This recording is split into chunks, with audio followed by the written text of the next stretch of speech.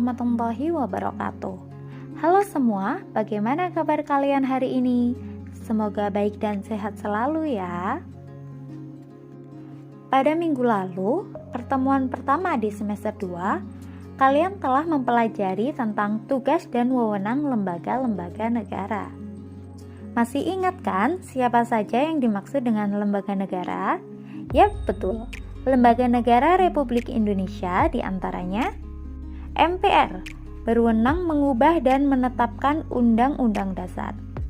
DPR, berwenang membuat undang-undang. Presiden sebagai kepala negara dan kepala pemerintahan sebagai pelaksana undang-undang. DPD mengusulkan undang-undang tentang otonomi daerah. MA memutus permohonan kasasi. MK menguji undang-undang terhadap undang-undang dasar. KY mengusulkan pengangkatan hakim agung, dan BPK atau Badan Pemeriksa Keuangan bertugas mengelola tanggung jawab keuangan negara. Jadi, lembaga-lembaga negara di atas dapat disebut dengan pemerintah. Siapa pemerintah? Yakni orang atau badan yang mengatur tentang pemerintahan. Lalu, pemerintahan yang baik itu seperti apa?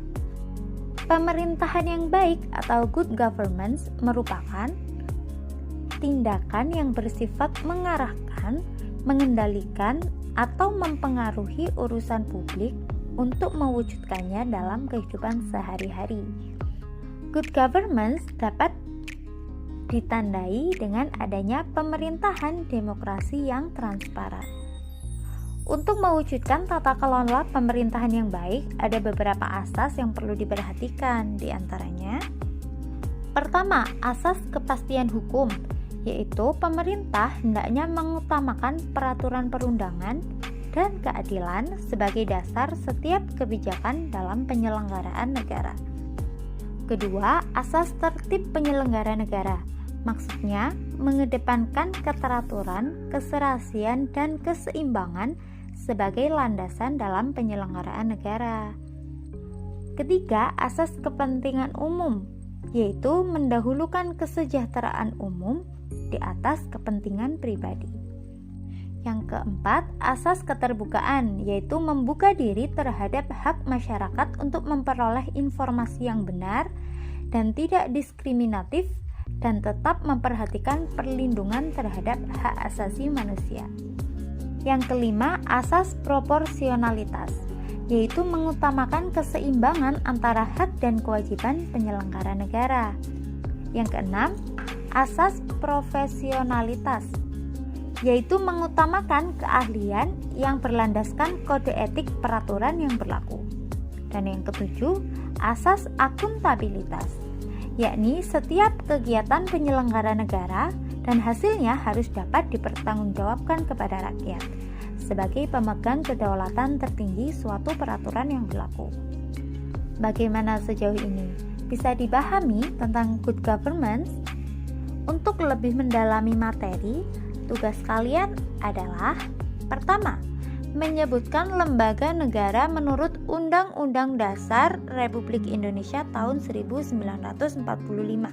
Sebutkan lembaga negaranya, kemudian tulis dan juga tugas dan wewenangnya dalam sebuah tabel. Yang kedua, menurut kalian apa itu pemerintahan yang baik? Dan apakah Indonesia sudah termasuk dalam pemerintahan yang baik? Berikan fakta-faktanya. Ketiga, kalian tidak asing dengan DPR atau Dewan Perwakilan Rakyat, bukan?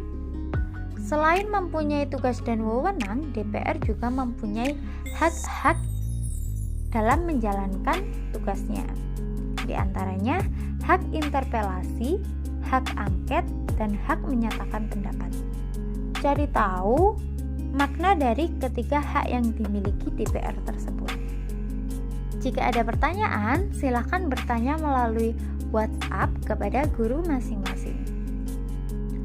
Terima kasih, semoga bermanfaat. Saya akhiri, wassalamualaikum warahmatullahi wabarakatuh.